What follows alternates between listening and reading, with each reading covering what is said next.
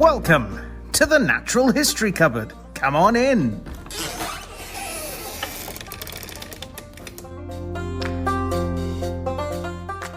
And welcome back to the Natural History Cupboard podcast, the place where the weird and wonderful parts of the natural world come together. I'm your host, Gareth, and with me, as always, is my co-host, Erin. Erin, say hi. Hi. What have you been up to? Actually, this week, absolutely nothing. It's been a bit of a rough week. You remember, because we obviously record these in advance. Mm-hmm. You remember last week, or last episode, I was complaining of not feeling too great. I actually went down with the flu. Oh dear. Yeah, and so I was off work, not doing anything, and then when I could go and do stuff again, my van failed mechanically on me. So I've been pretty stuck doing nothing. But Fair enough. no, it's all good. So Well, like I say, I've not had much going on. I'm gonna go with the thought that it's what I've done actually. We rewatched a lot of Prehistoric Planet in anticipation for Prehistoric Planet season 3. Yeah. Today. That tells you what day we're doing this on. So I want to watch some of that when I get a chance, although I think I might wait for it all, binge watch it, and go from there. I did watch, actually, now you mention it, I did watch a documentary on the Nat Geo tab of Disney Plus. It's about Africa, but I can't remember the name of it, but it's very good. It was very good. And my daughter was completely transfixed by it. Yeah. Some beautiful shots of hippos underwater. Nice. Yeah, really cool. We've also been watching some live cameras on YouTube for orcas. No, that's what I do off of Canada, but I can't remember. I can't remember which one it is. But me and my daughter, we've been following that since she was a baby. Actually seen any? Because I've watched one or two of those orca ones, and there's nothing there usually. Yeah, usually there's nothing there, but then all of a sudden, and it's always the water's dead, it's blue, but it's murky. Yeah, and you'll just hear the song come, and then they come this place where this camera is set up is along one of those pebble beaches where they scrape to clean themselves and get the parasites off and stuff. So you see them just for good long while. Every now and then you'll tune in and see them just across the pebbles. we were watching a bird feeder. It's somewhere in America. Basically watching northern cardinals and red-winged blackbirds. Some really nice, pretty. I don't know many North American small garden birds, but yeah, there's some really nice ones. There's some chickadees, I think, and I was hoping they would get a blue jay, but it was just nice to see so many northern cardinals. They're one of my favorite birds. But yeah. Oh, that documentary that I mentioned, it had carmine bee eaters in it. Because the last time we recorded was European bee eaters. It had carmine bee eaters on it, and it actually went into some detail about it. They're a little bit different from European bee eaters in their behavior and stuff. Really cool. Really cool bird. Maybe one that I do get the full range of bee eaters in there. They're cool. Yeah. Well, let's move into our news, shall we? Yeah.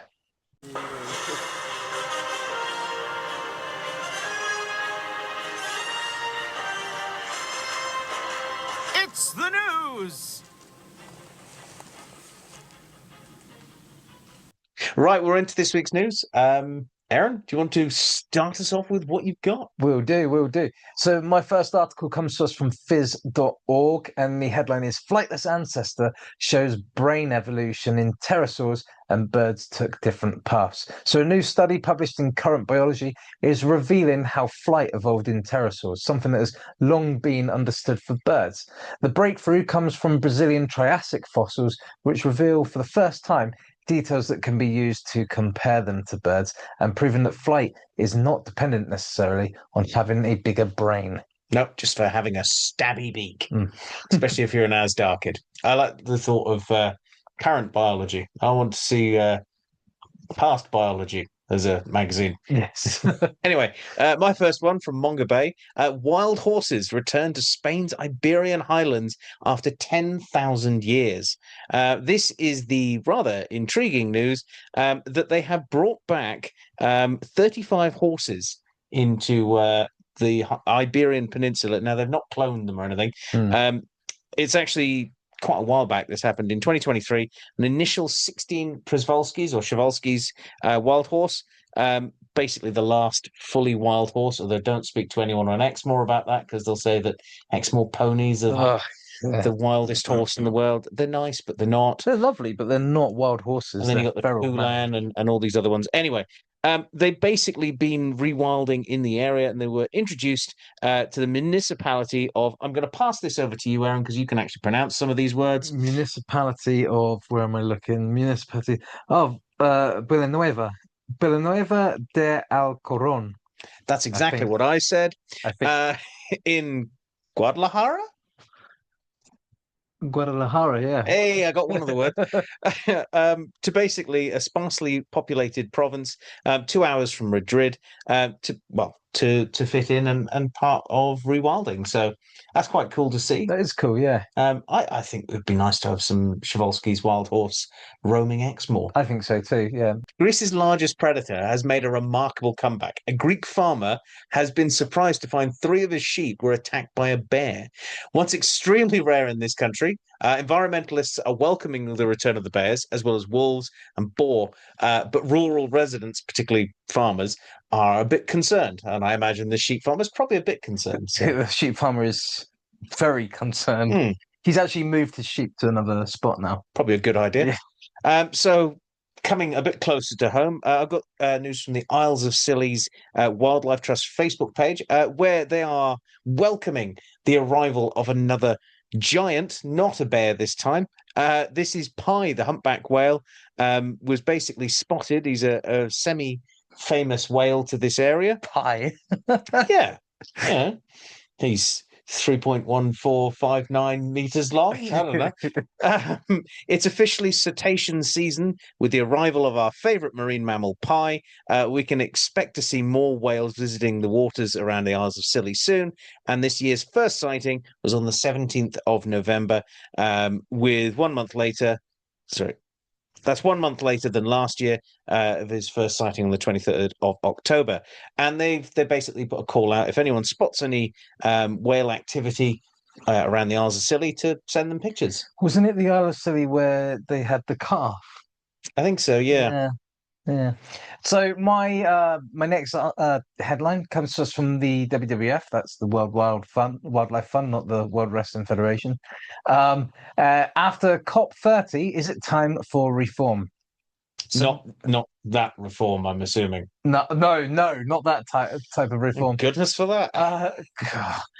So this year's COP30 was more of a mess than many of the previous ones of recent years. Say there was a fire. Famous for British politicians attending for a paid nap, this year saw world leaders in perpetual disagreement and fossil fuels continuing to basically have any future progress toward more sustainable options blocked completely. It was like the ignorant arguing, or rather, people. It was like the blind leading the blind. Is that where you go? Yeah. Whilst experts tried to talk to people who are just deaf, willfully ignorant, they want to remain ignorant. And there was literally a fire in one of the buildings. There was a fire. Yeah. Yeah. Not a good sign. If there was ever a metaphor, I suppose, for it. No.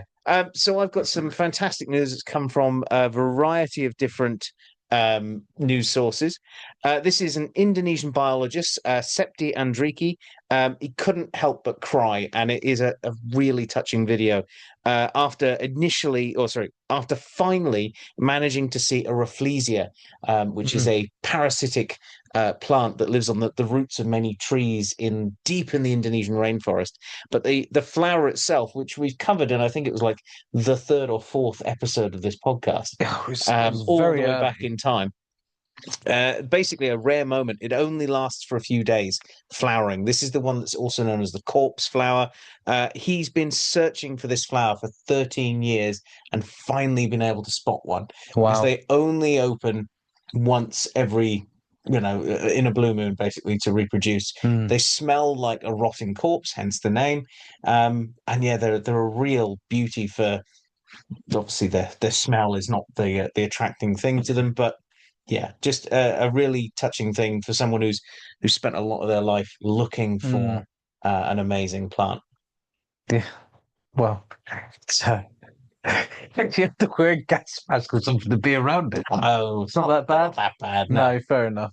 Yeah, didn't one flower in this country? no. know, You're you know. confusing that with the Titum arum, Yes, which that's it. is also known as a corpse flower, Mm, except that one is a huge like spike that sort of sits in the middle of it, otherwise known as a Yep. spadix.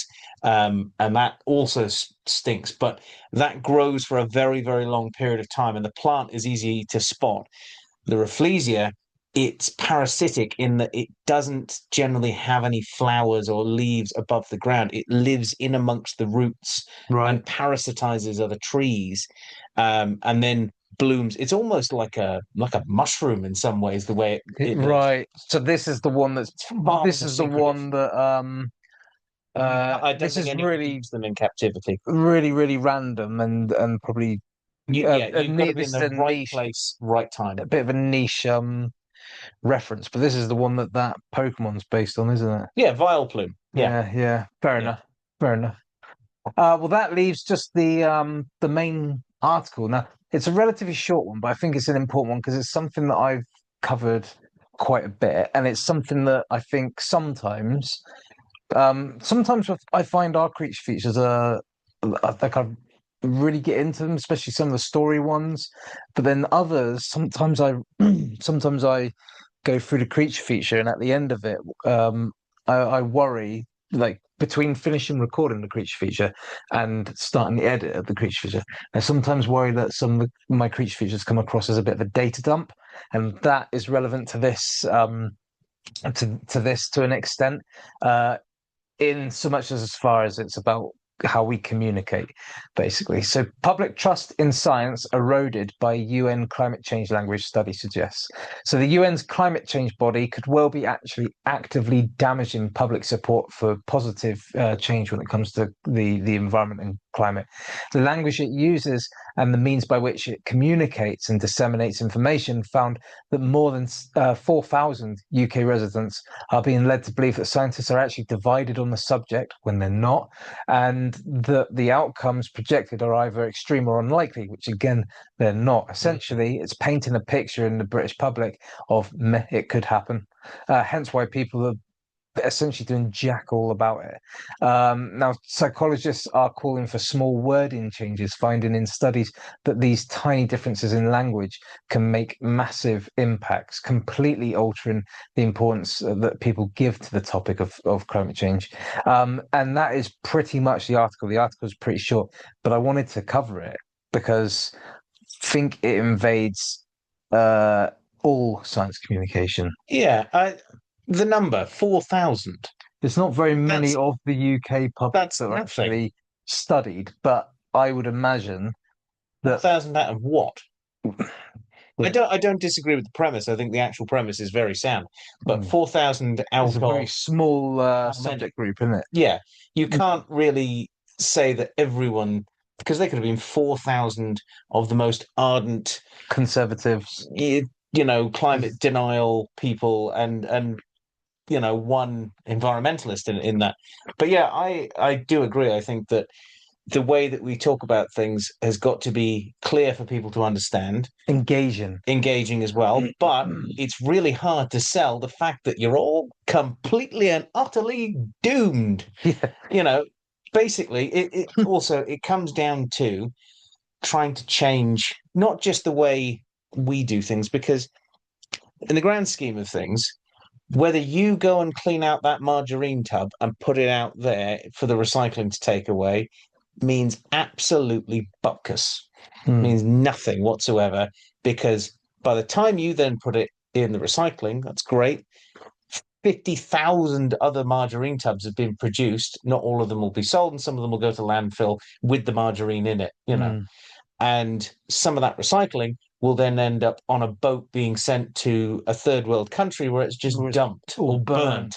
And what I mean, there was a country in Europe that was burning British. So we covered that at very early days again in the podcast. It's a very small percentage of our recycling that actually gets recycled, and it's huge companies that then get away with saying the onus is on you, the consumer, to do everything. No, the onus is on the massive companies that essentially run the world to change their way of doing things, but they're not incentivized to do that because their profits rely on slash and burn economics, which is I'll get as much out of it as I can now and I'll worry about the problem later.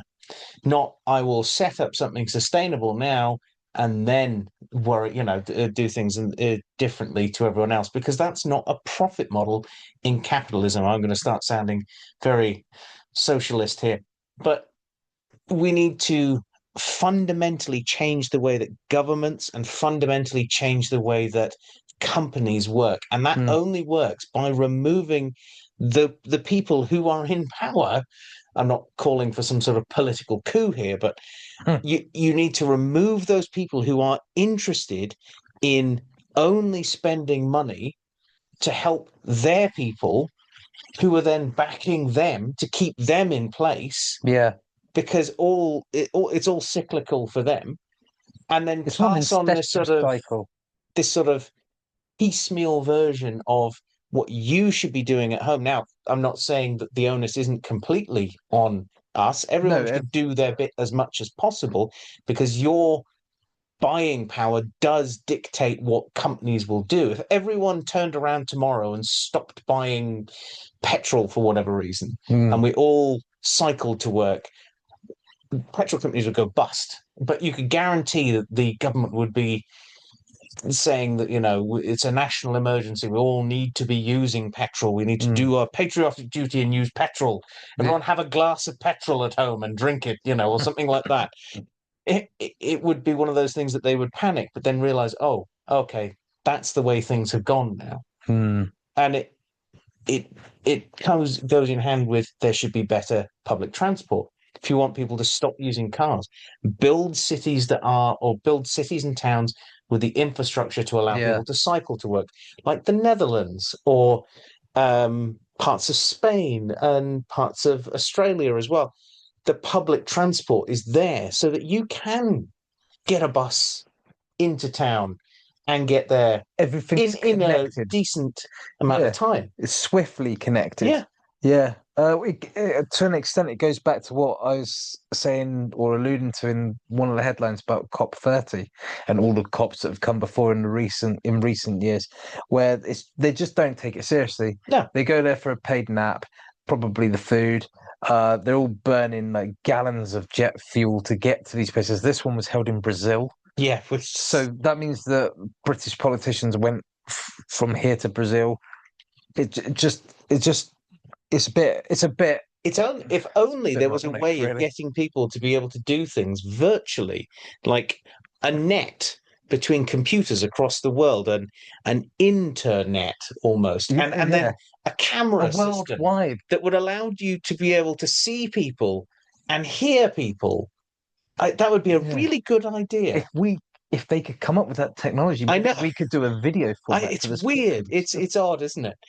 But to give you an idea of how ludicrous it is to do things, I went to London to go and see that prehistoric planet thing. Yeah. We looked at one point of how much it would cost to fly from Exeter Airport to London. Yeah. No. It completely outlandishly expensive, which is good because it incentivizes using the train, which is good. We looked at how much it would cost if we'd have gone from Exeter Airport to Belgium and back to London. Would actually have been doable. Yeah. It would have made more sense to fly to Europe, to fly back to London, to instead of a direct flight from those two places, which would have been less environmental damage, but they're incentivizing people to go further to come back. It's insane. Did you look into, after that, how much it cost you on the train to go to London? Because last time I was comparing I mean, it was cheaper flying, than anything else. driving, or going on the train. The train was the airplane was, firstly, it was environmentally Yeah. expensive, so I wasn't going to do it anyway. It was just out of interest. But it was also financially too expensive. Mm. But the train was about 1.5 times the amount of driving. So in the Yes. end, I had to drive up there anyway because it was cheaper Well, to we drive. drove to the outskirts of London Yeah. and then caught the train in because it doesn't make sense to Yeah. try and drive Yeah. into London Yeah. because I don't want to lose my sanity. So London's actually all right to like drive in, London. but it's not as like common sense as like Barcelona or Edinburgh was, or even uh, I find Las Palmas the 1 or 2 times I've driven in Las Palmas has been relatively easy. But British roads Yeah. are not sensible, No. you know. Anyway, yeah, I think we can quite easily agree that the communication of some of these terms can be done in better ways, as a lot of people don't understand the difference between weather and climate. And then when Hmm. you say global warming, people think that things are just going to get hotter. Yeah. And no, that's not the whole picture. It's climate change. It means things get more extreme more frequently. So it's getting that Yeah. across, but there's also going to be a lot of people that are willfully not wanting to do anything with that. And that comes down to either their background or their own interests or where their money is coming from. So I think yes, we can do more to try and make things more palatable to the average person, but at the same time, we've got bigger problems to try and push out of the way before we can change some things. I believe they found that when they made small changes to the wording that was being used, the people in the study group understood the gravity of the situation Mm. more. I think that's what the study was kind of getting at, was that was that these small, because it was psychologists that actually undertook this study, I believe, and yeah, they just found that like by changing the wording, you I suppose that would be using easier to digest words rather than uh Full on scientific terms. yeah, which to a lot of people is gobbledygook. I mean, Yeah.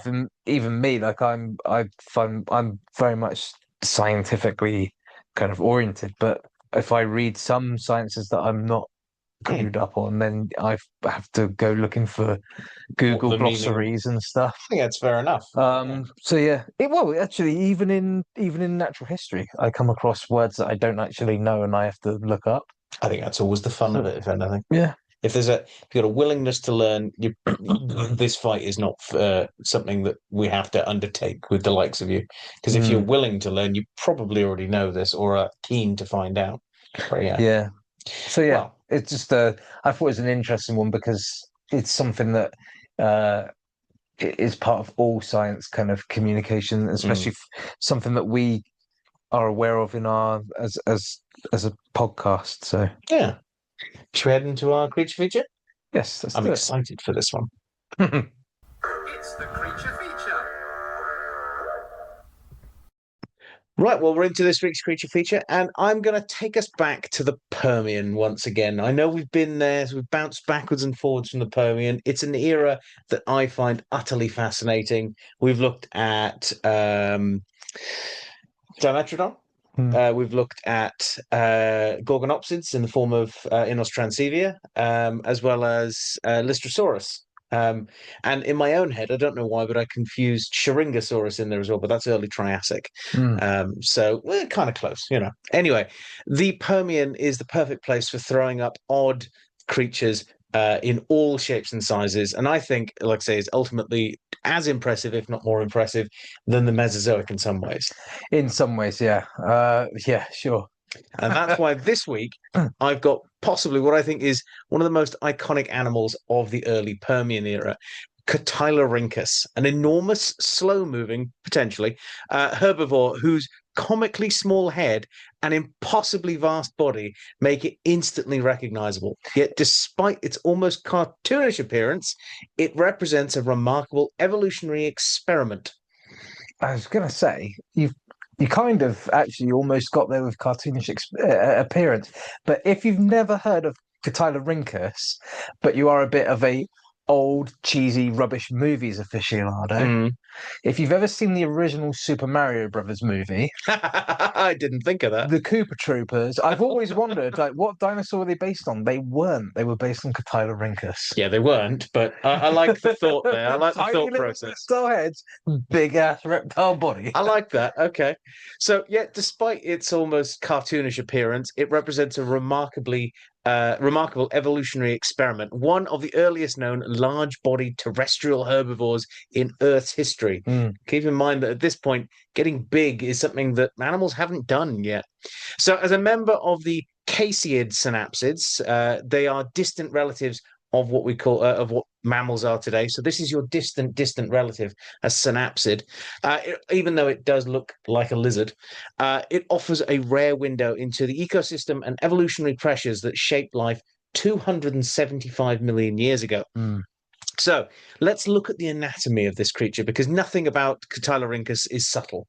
In fact, Drew's remarks when I said I would like to do Cotylorhynchus, can you do the artwork for it, was, what is this obese creature with some expletives included, Drew totally fat with a tiny head, of which I had to defend the poor thing because, you know, he's not fat, he's big boned.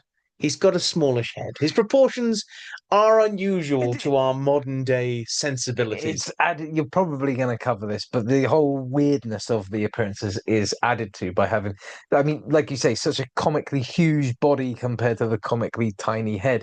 But that tiny head has comically huge nostrils too. Yeah. So Cotylorhynchus, its name means cup nose. Another oddity part to its sort of appearance, because it has such large nostrils as well, although it didn't have cups sticking out of them. Proportions were so unusual that early descriptions struggled to explain them. And I would say even some modern reconstructions still evoke the surprise amongst some of those paleontologists. Its anatomy reveals how evolution solved the problem of digesting tough, low-quality vegetation long before the rise of the dinosaurs. Large mammals or even advanced reptilian herbivores that we have today, like tortoises and iguanas and things. Yeah. So it's got a barrel-shaped torso. It's the most striking feature is this colossal barrel-like rib cage. It's among some of the widest of any Permian land mammals at this point. The ribs bow outwards in a dramatic arc, creating a torso that easily would be wider than is tall. And this enormous body cavity was not decorative. It just basically was a house for vast digestive systems specialized in breaking down tough plants that would have, you know, just gone through a very, very large gut. It's it essentially looks like if you blocked up all the orifices, you could lasso it to like a piece of like a pallet, and you'd have your own like floating raft. I mean, okay, yeah. You ever get stuck in the Permian? We know what you're doing. Such a gut for breaking down tough plant matter requires large volume to hold potentially loads of digestible plant matter because it's quite low in nutrients. So you've got to eat a lot of it. A slow digestive process to basically get as much out as you possibly can, and extensive microbial communities on all of that. So in essence, it was a walking fermentation chamber. I don't think you'd want to stand behind this thing. It's probably not it's gonna smell like, you know, off cabbage or something, I'm guessing. Early greenhouse gas. Yeah. So the tiny head. The other big part of it is this absurd contrast to a massive torso. The skull of Cotylorhynchus is remarkably small, often less than 30 centimeters long, even in the largest species. Yeah. That's a really small head to a body about the same size, if not bigger than this couch. If you tied a rope around its neck, it'd look like she's dragging a balloon full of sand. So it's a short, blunt snout with bulbous teeth, suited to nipping plants, limited areas for jaw muscles. So it's probably not going to have much of a bite behind it, but it doesn't really need that. All it's doing is just taking chunks off plants. And palatal teeth that helped process food initially. So rather than chewing, it simply cropped the vegetation and relied on its enormous gut to finish the job. Yeah. In some ways, this is a sauropod It is. because It's it like has an the same teeth setup in a lot of the ways. It's just got rid of all of that rubbish of having a long neck, big long legs, and a big long tail. It's just gone for head, body. It's shortened the process. So, all the muscle, basically evolution saved all the muscle for its neck and head and Yep. gave it to the sauropods. yeah, there you go. So a lightweight skull also reduced energy demands and made its body easier to balance. I mean, this thing ain't It's not needing going to to balance. trapeze, is it? So it's got short, very strong limbs. In fact, it is somewhat reminiscent, I'd say, of a tortoise's legs in the way that they look, in that sort of big sort of column-like, pillar-like legs, broad hands and feet that would have helped spread their weight across soft soils or sands, and robust shoulders and hip girdles that would have allowed for muscle attachment. This way, it wasn't fast. But it didn't need to be, as it was essentially the biggest thing around at this point. And its niche depended on endurance, not speed. You wouldn't want to have this thing sort of lash out at you. I'd imagine it would probably hurt being hit by one of those arms. Yeah. Because they are substantial. They are heavy-duty bones. In some ways, it's kind of like a walrus. I was going to say, I feel like it's in that kind of group of animals where walrus definitely belongs that would body slam you. Kind of the Snorlax of the Permian. Cotylorhynchus blocks your way. What are you going to do? Well, Cotylorhynchus flute. Yep. Well, the size and weight, this shows you just how big they were. So there are 3 different species, and they varied in size. And we'll talk a bit more of them in depth. But approximate measurements, the 3 specimens, the 3 known species are Cotylorhynchus romei, which is up to 3 meters long and weighed 200 to 500 kilos. Cotylorhynchus bransoni, which is 2.7 to 3 meters and roughly a similar mass of around 200 to 500 kilos, possibly a bit less. That's named for Richard Branson, isn't it? Because of his hot air balloons and the barrel like shape of the Cotylorhynchus. Yeah, sure. 6 degrees of separation there. No, and these are and the next one's named after Hankook tires, is it? No, I was thinking more like Hancock, like the drunk superhero. No. There you go. Good film. Insert your own one. Anyway, Cotylorhynchus hancocki, which is up to 4.5 meters long and possibly over 800 to 1,000 kilos. These are big animals. Yeah. And I love them. I think this is an awesome animal. It is cool in its weirdness, in the absurdity of it. So this made Cotylorhynchus one of the largest terrestrial animals at this point in history, long before any large, long before any large dinosaurs would appear much later, and also some of the large Permian era creatures like scutosaurs and things like that. They still had not risen to this size. So at this point, Cotylorhynchus pretty unchallenged as what's going on. So where and when did it live? Well, we've talked about the fact it's obviously from the early Permian period, about 279 to 272 million years ago, in the Kungurian stage. And its fossils primarily come from, sadly, they come from America. I wish we had European ones. But then again, the whole landmass was one at this point. So there's every chance if we had some Permian era rocks, we may come across one day. But Oklahoma specifically, especially around Norman, Oklahoma. Does he know about it? I don't know. No one's asked him. Texas, especially within the San Angelino Formation, and several areas of early Permian red bed formations in the rest of the US. At that time, this region was part of the southern subtropical belt of Pangaea, making it warm, seasonally dry, and dominated by expansive river systems. Probably the best example would be something like I don't know, some of the river deltas in Africa where it's seasonal, highs of rain, everything blooms, and then really bad droughts that can, kill off a lot of creatures in one hit. Think of that sort of ecosystem. So the environment itself that Cotylorhynchus inhabited was basically broad floodplains where seasonal climate patterns shifted and shaped the landscape. It was warm to hot, as most of the Permian era was, moderately arid with strong seasonal sort of pulses, periodic droughts, which would have been broken by these wet seasons. Sediments have recorded mudstones, siltstones, and red sandstones, typically the environments that fluctuate with fluctuating water levels and oxidizing soil. So think that lovely red Permian era sand with lots of sparse vegetation that dries out. But then some parts of the year, it's just all water, you know. The things that it would have been eating is obviously vegetation, and it reflects this sort of area of sort of sparse scrub savanna almost. And it is a definite move away from the much earlier carboniferous coal forest ecosystems that collapsed before the Permian started. Dominant plants in this area would have been things like seed ferns, very early conifers, horsetails, ferns, and sort of in and around rivers where it's going to be that little bit wetter throughout the rest of the year. Hardy shrubs, low-growing gymnosperms, and possibly early cycads and drought-tolerant plants. Basically, a hothouse. It's it's scrub. So the vegetation was nutritious in the wet season, but probably very coarse and fibrous throughout the rest of the year, encouraging the evolution of animals capable of digesting large amounts of low-quality plant matter.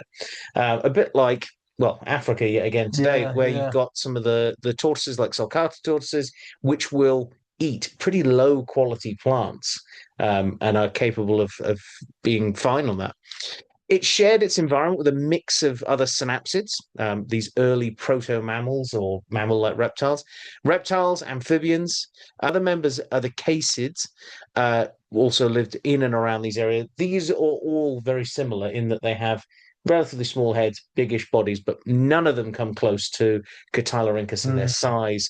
So just they look a bit like lizards, really. Yeah. Dicynodonts in the same region, which are kind of like other synapsids.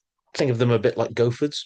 Captorhinid reptiles were also abundant, and small edaphosaurids, which are basically the plant-eating equivalent of Dimetrodon, which are also a really cool species.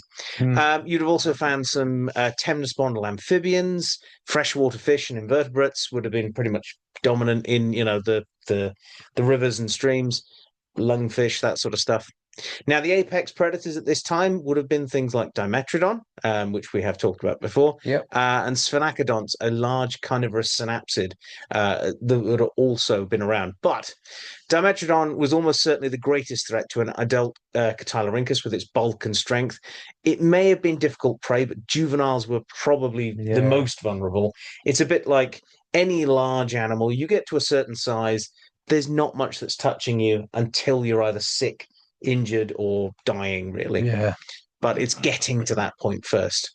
So how on earth do we know about this animal? So we know about this animal because it was first described in 1937 by J. Willis Stovall, a pioneer in Permian paleontology.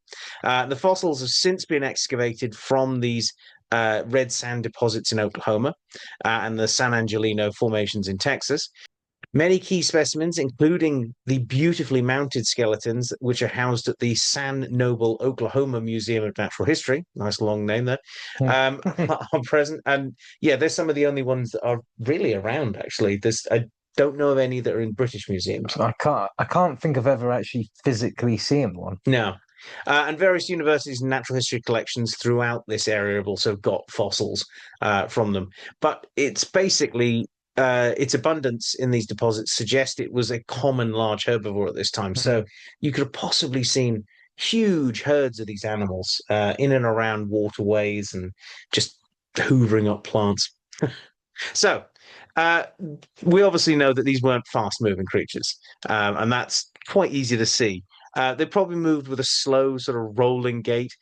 I kind of picture it a bit like when you see Komodo dragons sort of doing that exaggerated sort of lumbering movement. Not when they're running fast, but just sort of that sort of quite forceful. the Komodo strut. Yeah. So short strides, heavy, deliberate movements, and very good stability on soft or waterlogged soils. They definitely couldn't keep up with Usain Bolt. I don't think so, no. So as specialist herbivores, it probably, let's say, was eating a wide variety of different plants. It could have just munched on everything. There is some thought that these animals also spent a good deal of time in the water as well. And there is some sort of open debate as to whether they are like hippos in some ways. Yeah, okay. And you can kind of see it. Yeah, I definitely see it, yeah. And I'd like to think they probably lounged around by the water. Again, massive, voluminous body, massive nostrils. Yeah. So, defense strategies. Well, basically, an adult Cotylorhynchus had few things to worry about. Its size and bulk, and let's say potentially quite thick skin, would have meant that there's few things that are going to really bother it. And if they were in a large group, there's probably little chance that any predator, especially a big sail-backed predator, is going to be able to sneak up on them. Although juveniles were probably vulnerable to a wide variety of things, even including some of the large amphibians that were present at this time, especially if they're hanging out near water. Some of these amphibians acted like crocodiles and would have grabbed them and pulled them in. So, like I say, living in these loose sort of herds, staying in open sight of floodplains where predators were easy to spot, and just their sheer mass was their way of keeping alive. But they obviously did not survive into the middle Permian, and sad to say, they did not go any further than that. In fact, the disappearance reflects a widespread change in the environment. There was much of Pangaea becoming much drier at this point. The floodplains and vegetation shrank. The drought-resistant plants spread, reducing the amount of soft, low-growing food, the easy food to get a hold of. And the longer, drier seasons probably wouldn't have helped. New plants groups as well, such as advanced conifers, became dominant. These would have been a lot tougher, even for these animals to be able to go and eat, a lot woodier, hardier to digest. So it's just going to be more of a challenge. So large, slow fermenters like Cotylorhynchus struggle to adapt. And it's the problem with any animal that becomes very niche partitioned. You can't really get out of that that partition very easily. There was also competition from more advanced herbivores. At this point, ecosystems were seeing the rise of the pariasaurs, dinocephalian therapsids as well, which were much more advanced predators, basically. More efficient herbivores with better chewing abilities basically outnumbered them and outcompeted them. And eventually, they started to disappear.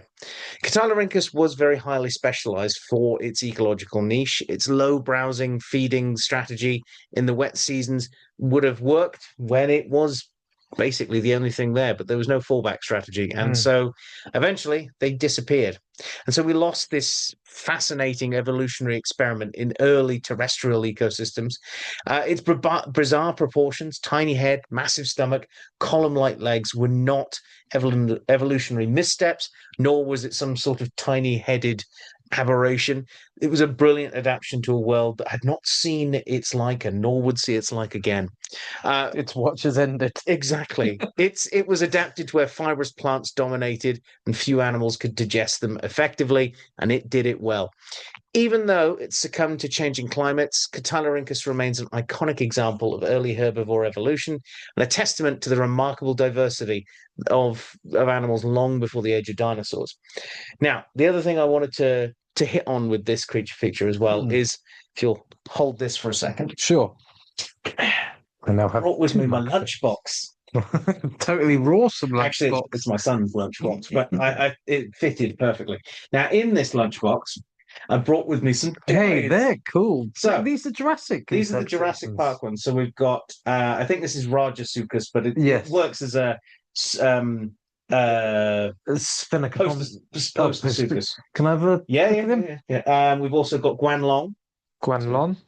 Lovely early Tyrannosaurid. So we've also got Guanlong.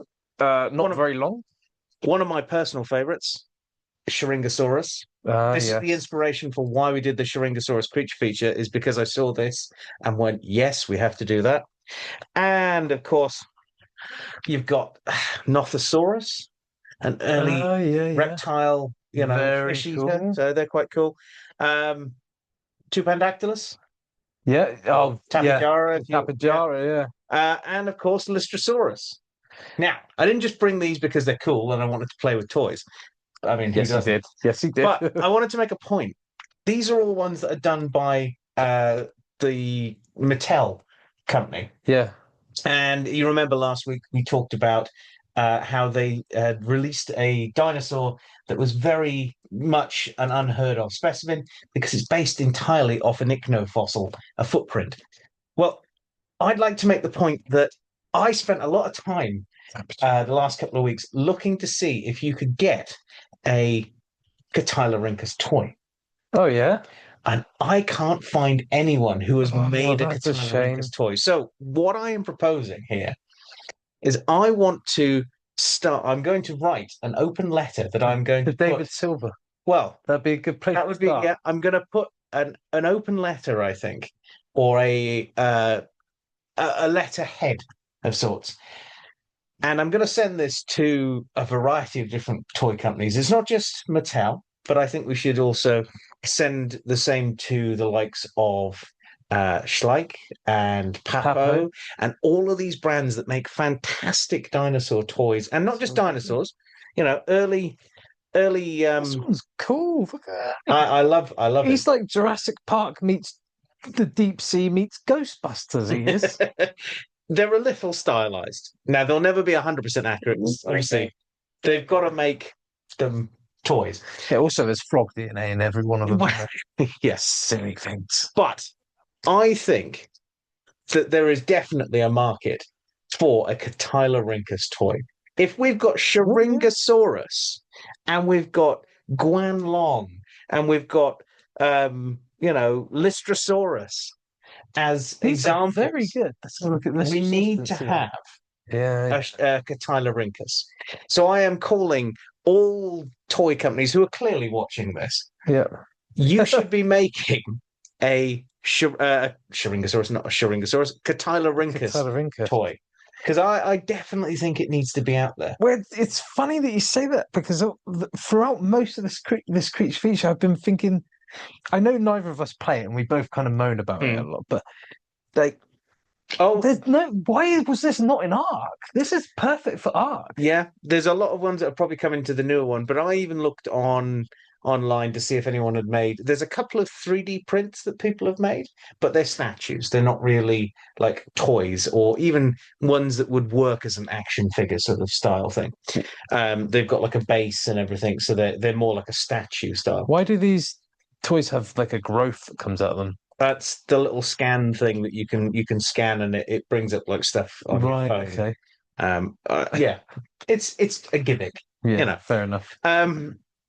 Do you not remember the Star Wars ones in the early 2000s that had like a little base that had a little code that you could like a barcode? Some of those had that. Yeah. Anyway, that's what I'm going to do. I'm going to send an email or a letter to some of these companies to basically ask, why no Cotylorhynchus? Where's our Cotylorhynchus? If any of you feel the same, I will also put the same letter up on our social media. I think we should put it on our Facebook. You can take it and put your name to it and send it to them. I think with a bit of pressure, we might be able to get a Cotylorhynchus toy.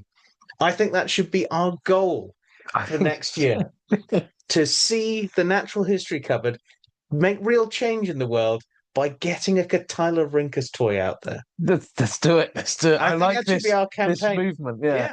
We can't do much, but I think we can do that. That will be the platform for next year. I'm really excited about where this could go. At the very least, I'd like to get a Cotylorhynchus toy. That's the goal, basically. Even if I have to go and pay for it. Anyway, should we head into our emails? Let's do it. Yeah. Bing! You've got mail. Ooh, it's an email. Right, well, we're into our emails for this week, and we're going to look at our question from last week, which was, in your opinion, what is the most aesthetically appealing species of bird in the world? And we've got some good answers for this. You're going to start things off? Yeah, I'll start things off with Kelsey Watts, who says a speckled, dabbled grey magpie duck or a black with a white chest magpie duck. Although they could have been call ducks, a debate that has gone on for many moons. I think they were magpie ducks. I think they were, they were. I'm pretty sure they were magpie ducks. They're a breed of duck, not to be confused with the duck species, the magpie goose, which is not a goose or a magpie. And then he finishes with rest in peace, Dylan and Doris, which were the names of his ones. Good names. Yeah. Maria Malco, maybe I'm biased, but I love cockatiels for their crest and rosy cheeks. They are a lovely little bird. Yeah, they are. Robin Clark says there's something about the sleekness and precision of the gannet species that I find fascinating and pleasing. Yeah, basically aerial missiles. Abhijit Bokar has put paradise flycatcher, which is an absolutely awesome species. Drew has then answered that by saying, great answer. He saw an African paradise flycatcher last year, having previously been relatively ignorant of their existence. It was stunning. It was consistently hanging around an outside a toilet block. Not shaming, just fact. Where I got this photo, Drew, why were you hanging around a toilet block with a camera? Which I suppose means I was also hanging around the outside of a toilet block, except with a camera. So I guess I came out of this the worse than the bird. And he's included his toilet block photo, which is thankfully of the bird. It's a really pretty species. Yeah. Leah Louise Williams says any of the birds of paradise, such amazing colours, and the dances they perform makes them beautiful. Yeah. Philip Schofield, demoiselle cranes. Yeah, they're quite nice. But a lot smaller. When the first time I saw one of those and got to work with them, I pictured they'd be a lot bigger. But they're quite a small, dainty little bird. Yeah, they are. They are a small bird. Yeah. Pete Watts says vultures. Well, he's basically included a picture of a. I think it's a lappet-faced vulture. I think it is a lappet-faced vulture. Yeah. Which one of the Ugly Five? Which brilliant book. Brilliant book. If you've got kids, if you've got kids and you're looking for a good Christmas present to buy them and want a good book, the Ugly Five, perfect book. Catherine Ames has said Phoebe Frillyknickers is looking at me saying, "Pick my species, Columbia livia," which is dove. But that's not really fair due to her domestication. I think that's fair. That's fine. But I'd go for the Nicobar pigeon. Nicobar pigeons, they're really cool. Closest living relative to the dodo. They are indeed, and they are very cool. And then Spencer Seams pretty much follows up Pete's sentiments with all vultures, which is a good answer. Yep. Yeah. I don't think there's a bad vulture. They're all very pretty. So that was last week's question. This week, we are following on with my toy-based antics, shall we say. So this week's question is, what prehistoric creature would you want to be seen made as a toy? Now, obviously, we know that I want a Cotylorhynchus, but Aaron, what do you want? Don't think about it too hard. Well, after your creature feature, I would be tempted to say Cotylorhynchus too, but because you've said it, I'm trying to think. I've never seen an actual nice scale Quetz. Is there a Quetz? There's the Jurassic World one, which isn't the nicest looking one. Yeah, there's a couple of nice ones from like Collector and Papo and a few of those where its sort of wings are out, and there's very much the older style Quetzalcoatlus, the sort of 90s version of it, but I can't say I've seen one. I think I might be tempted to go with that then, but I'm sure that there's others that I like that I've not seen. Probably things from Mongolia, not Linharaptor, because obviously that's how I know about Linharaptor mostly. Is through David Silver's. What about Leedzichthys? Leedzichthys would be a good one. Big fish. For the moment, I think I'm going to stick with Quetz. Yeah, Quetzalcoatlus. Okay, that's quite a good one. Well, that's our question for this week. That's on our Facebook page. So if you want to tell us what toy or action figure or whatever you would want to see of your favorite prehistoric creature that you don't feel gets represented enough, let us know, and we will read those out next week. And like I say, I'm going to put up a open letter that'll be going out. I'm going to send out to all of those different toy companies asking them why. Why is there no Cotylorhynchus? And I'm going to try and put that on our social media so that you can do the same and pester them. And maybe you'll get like a cease and desist letter or something. Start a petition. Yeah, start a petition. Let's get a little, protest the Cotylorhynchus Justice signs. for Cotylorhynchus. Yeah, let's give him some justice. Anyway, let's go from that to, Aaron, I think we're going to be doing something slightly different instead of our emails normally this week. So do you want to explain what we're looking at? Okay, so we got a pretty cool email in a little while ago from one Johnny Hansen. Okay. I don't know whether to read the email out in length, but basically Johnny Hansen is an environmental social scientist. He also is involved in snow leopard conservation, and he used to be a community farmer based in Northern Ireland. Just double check that. Yeah, and he's also an author. He's written the snow leopard thing had nothing to do with your interest in this. As in why you're as interested in it. Oh no, but the actual content of this book is but yeah, his first book was called Living with Lynx, Sharing Landscapes of Big Cats, Wolves and Bears, which was recently published by Pelagic. It's a popular science adventure travelogue that explores our complex relationship with apex predators, particularly when they return to ecosystems where they've been absent for long periods of time. It looks especially at the issue in Britain and Ireland, which is extremely relevant given recent illegal lynx releases in Scotland at the start of 2025. Anyway, this email goes on to ask if we'd be interested in a copy to read, and I have that right here somewhere within reach. Oh, it's over here. So got sent it, and it's arrived, and I thought I would unbox it with you all. It's a very nice hard copy they sent us.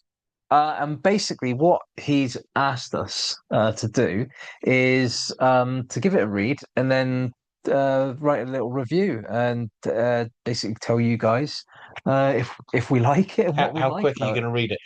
This is it's the index, so I'm not going to include that. No, you generally don't read the index.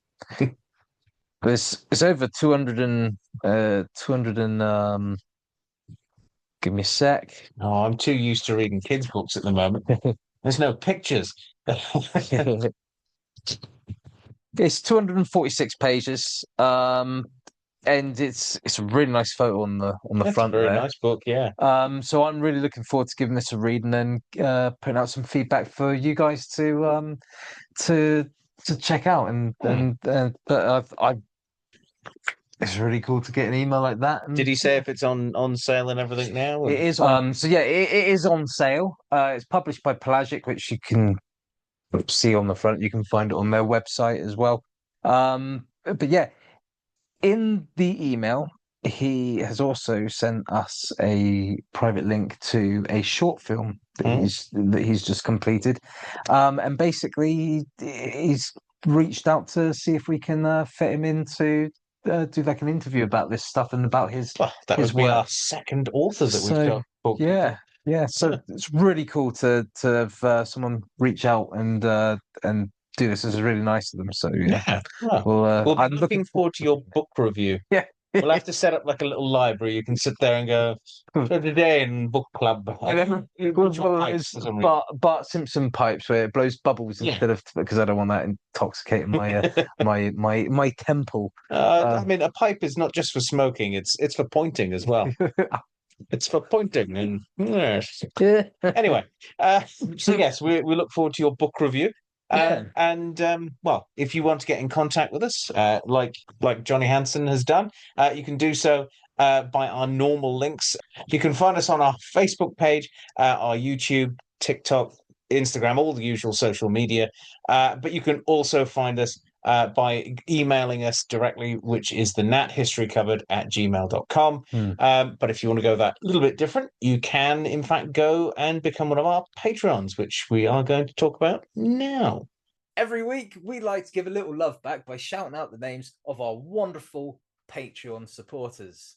That's right. These are the cupboard dwellers who are kind enough to support us through a monetary contribution, for which we are eternally grateful and grateful beyond words. And those people are, of course, Fogtober, Jen Greenhall, Connie P, Chelsea McKee, Nick to Nick, Owen Cox, and Matt Geddy. Guys, your financial contributions are actively helping us out here in the Natural History Cupboard in a myriad of ways, including developing our new studio, planning excursions and being able to go out and film on location, considering technical upgrades and actually making the jump from a solely audio-based podcast to the now growing YouTube channel. And we really can't thank you enough for that. Now, we appreciate all of our cupboard dwellers and the support you offer us through listening, liking, sharing, and subscribing. But if you feel we've earned it and you're considering joining our Patreon, there are two options through which you can do so. That's the Nature Nerds and the Animal Ambassador tiers, which you can find on the Patreon website or links through our social media as well, and each one having different benefits for you to enjoy. And now back to Gareth and Erin in the studio. Right. Well, a massive thank you to our Patreons there. We couldn't do what we do without you. And, well, that pretty much brings us to the end of this week's episode. So big thank you, Aaron. Thank you. You're alive and kicking, so that's good. Yeah. And a big thank you to you at home for joining us. And we'll see you next time here in the Natural History Cupboard. Bye. Bye. So, okay, this is going to be bad because, as you'll be probably shocked to notice, there are very few jokes about Cotylorhynchus. Thought there would be like, I mean, yeah, it should tomes and tomes of them. huge amount. So, what did the Cotylorhynchus say to other animals? I don't know. What did it say to other animals? I'm not that slow. I'm just big boned. It's terrible. All right, I've got a better You one. got to say that in like an Eric Cartman kind of voice. I'm not that slow. I'm just big bird. I've got a better one. Why did the Cotylorhynchus cross the road? I don't know. It didn't, because it's extinct before roads. These are terrible. This is literally the bottom of the barrel. Oh well.